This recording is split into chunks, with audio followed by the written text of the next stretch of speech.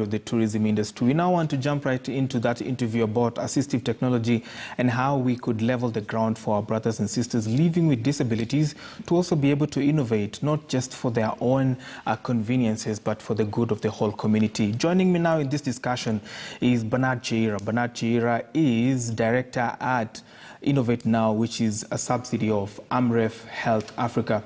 And we'll also be having Nancy Maina, who is founder of Lugha Ishara. They'll be joining me in that discussion. Lady, gentlemen, good to have you on the show today. Thank you. Thank you. Karibuni sana. So I'll start with you, Nancy. For most people who are hearing the word assistive technology, what is it in short? How would you explain it to a 6-year-old? What is assistive technology?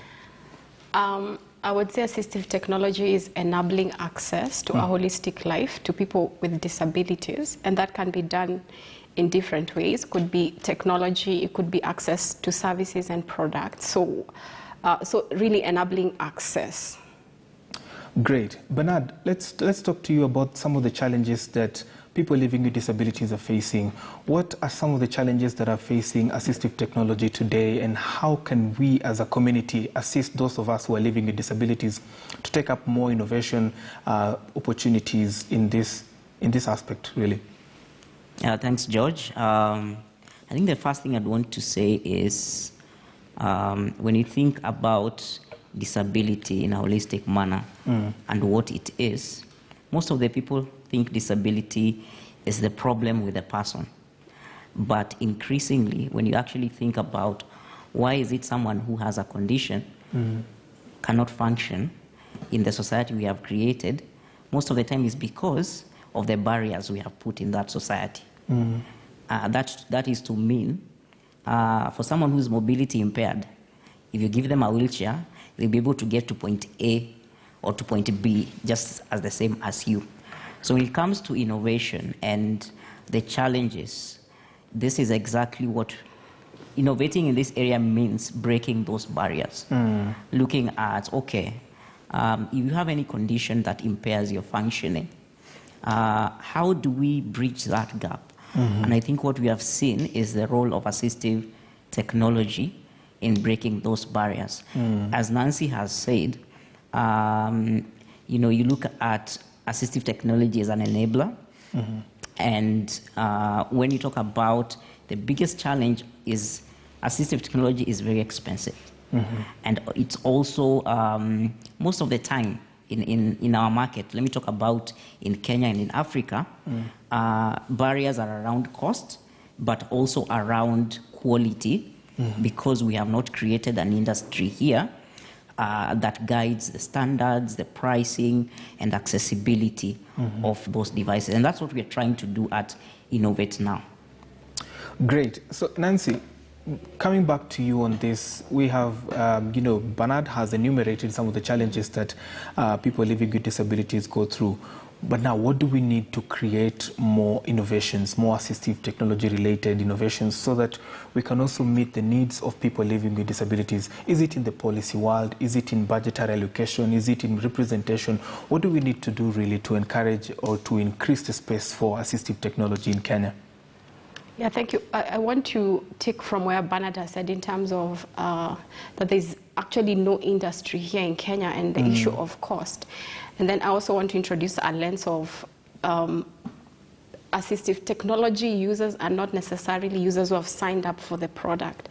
For example, you see a red dress, you go and buy, so it's an easy sell. So I would say they're usually unwilling users or customers. So starting from there, it's expensive, and so there's an opportunity to allow innovators to have access to grants. And I'll speak about Lugha Ishara, for instance. We are running a language development center, and our users mostly come from low resource areas.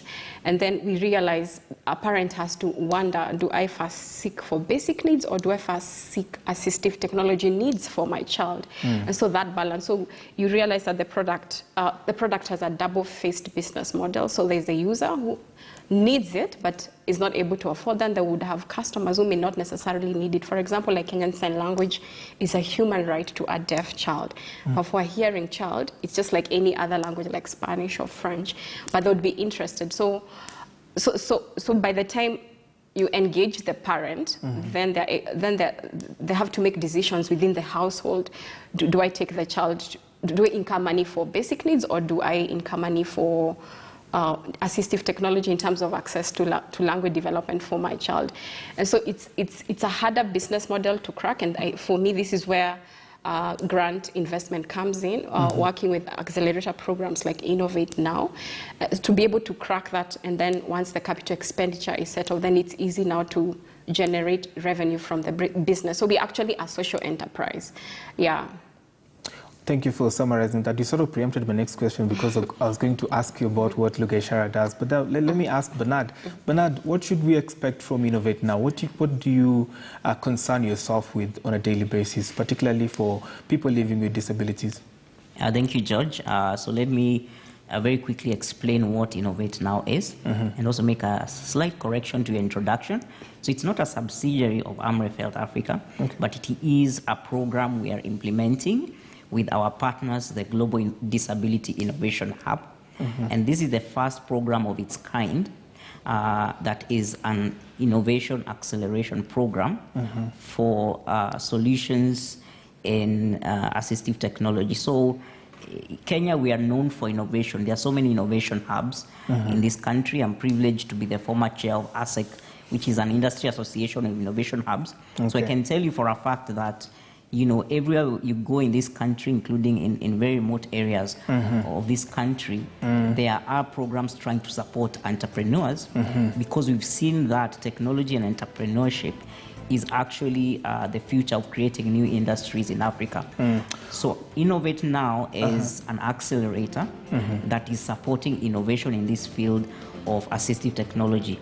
And what we concern ourselves with is, first of all, to identify, do we have local solutions to local problems that persons with disabilities face?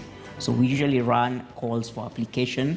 We are now down to our 4th call for application. Absolutely. I want you to hold that thought right there. We want to now take a commercial break. We'll be back with more of that discussion right here on the assistive technology for people living with disabilities. BBC Money Daily will be on after the short break, and then we'll have the Innovator, which is also an innovation by people living with disabilities. That will set pace for the next bit of our conversation right